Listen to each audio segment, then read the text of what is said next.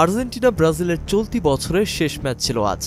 পেরুর বিপক্ষে হাড্ডাহাড্ডি লড়াইয়ে আলবিসেলেস্তেরা জয় পেলেও উরুগুয়ের বিপক্ষে ১-১ গোলে ড্র করে ব্রাজিল।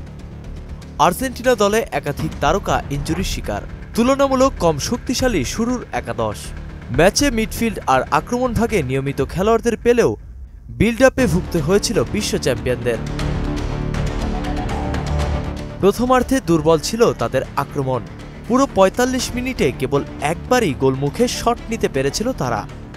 অধিনায়ক মেসি বারবার গোলের সুযোগ তৈরি করলেও গোল শূন্যই থাকে প্রথমার্ধ। আলবিসেলেস্তিদের সেই গোলের খরা কাটে দ্বিতীয় অর্ধে এসে। ডিবক্সের ভেতর বল পেয়ে দারুণ এক চিপ করেন Lionel Messi. Inform striker Lautaro Martinez শূন্যে ভেসে করলেন দুর্দান্ত এক ভলি। তাতেই ১-০তে এগিয়ে যায় আর্জেন্টিনা।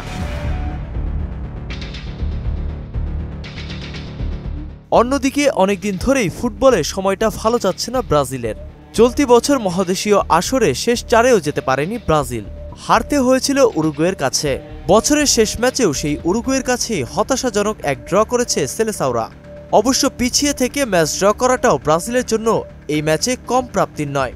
প্রথমার্ধে যাচ্ছে তাই পারফরম্যান্সের পর দ্বিতীয় অর্ধে ১০ মিনিটের মাথায় গোল হজম করে ব্রাজিল। সেখান থেকে অবশ্য ফিরে এসেছে তারা। সমতার পর ব্রাজিলের আক্রমণাত্মক ফুটবলও দেখেছেন দর্শক।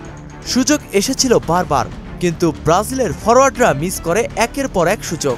উরুগুয়ের ডি বক্সে একের পর এক বল রেখেছিলেন মিডফিল্ডাররা, সেটাকে কাজে লাগাতে পারেনি কেউই। রাফিনহিয়া, ইগোর হেসুস, ভিনিরা মিস করেছেন একের পর এক সুযোগ। নাসিমুল বারি, সৌরভ, মোহনা, ডিজিটাল।